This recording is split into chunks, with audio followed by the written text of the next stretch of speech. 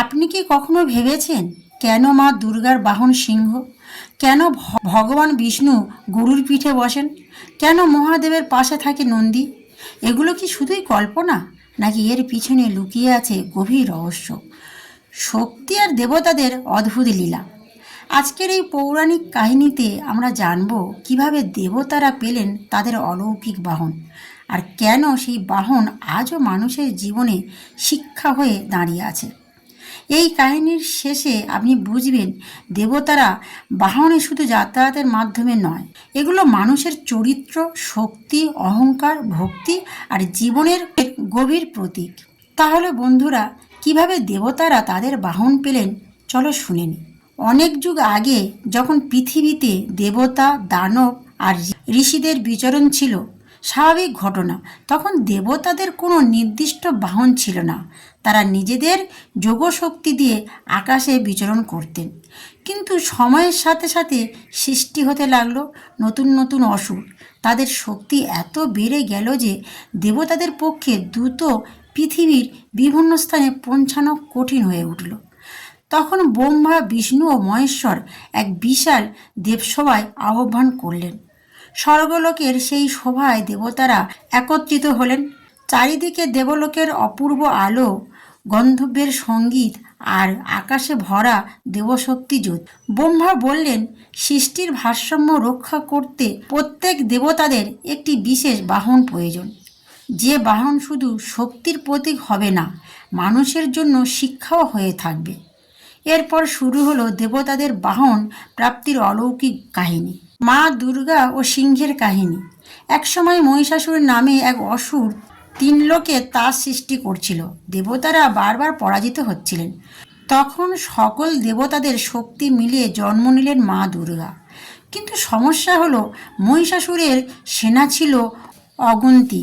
যুদ্ধক্ষেত্রে দ্রুত চলার জন্য এক ভয়ঙ্কর শক্তিশালী বাহনের প্রয়োজন ছিল। ঠিক তখন হিমালয়ের গুহা থেকে বেরিয়ে এলো এক বিশাল সিংহ।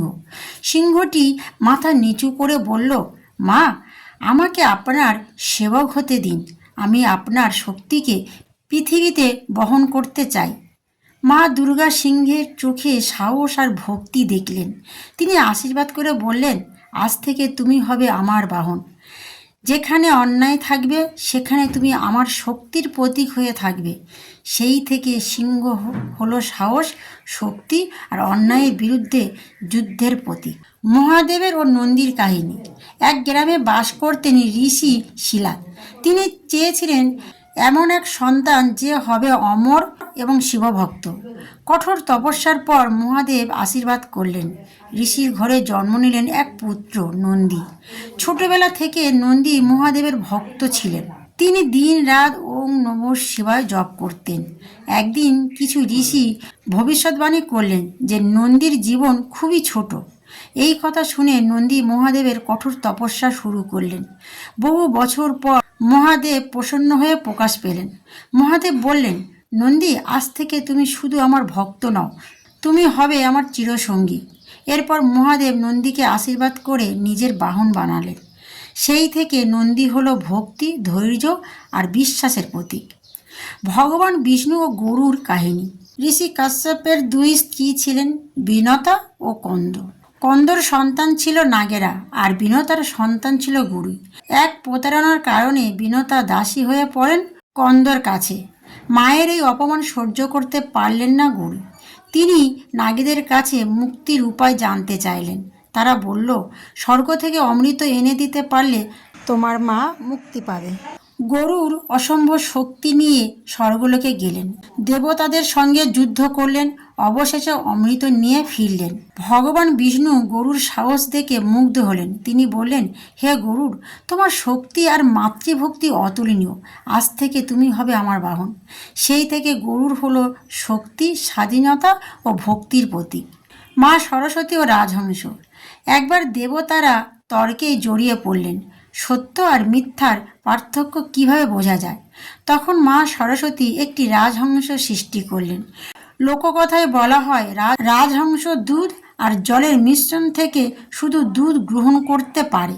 মা সরস্বতী বললেন, যে জ্ঞান সত্যকে গ্রহণ করে আর মিথ্যাকে ত্যাগ করে সেই প্রকৃত জ্ঞানী। এরপর রাজহংস হয়ে উঠলেন তার বাহন। এই কারণে সরস্বতীর বাহন জ্ঞান ও বিবেকের প্রতীক।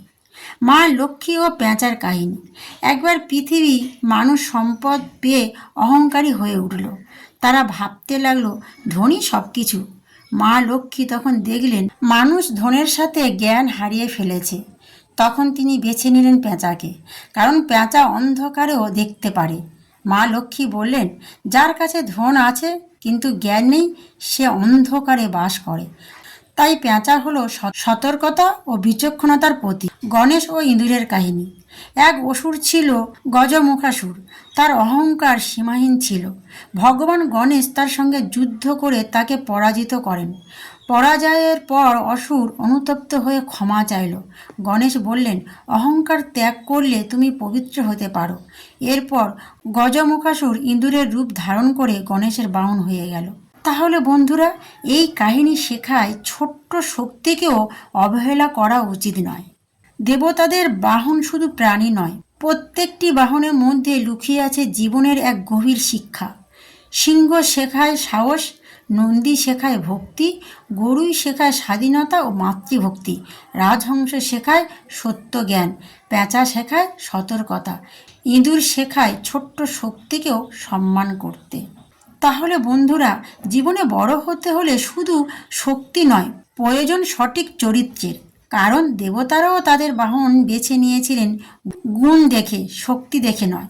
তাই মনে রাখবেন, আপনার ভেতরের সাহস যদি সিংহের মতো হয়, ভক্তি যদি নন্দীর মতো হয়, আর মন যদি রাজহংসের মতো সত্যকে গ্রহণ করে, তাহলে ঈশ্বরের আশীর্বাদ একদিন অবশ্যই আপনার জীবনে নেমে আসবে। তাহলে বন্ধুরা, আজ এখানেই শেষ করছি। আর তোমাদের আধ্যাত্মিক গল্প যদি ভালো লাগে, চ্যানেলটা সাবস্ক্রাইব করবে আর কমেন্টে লিখবে হর হর মহাদেব।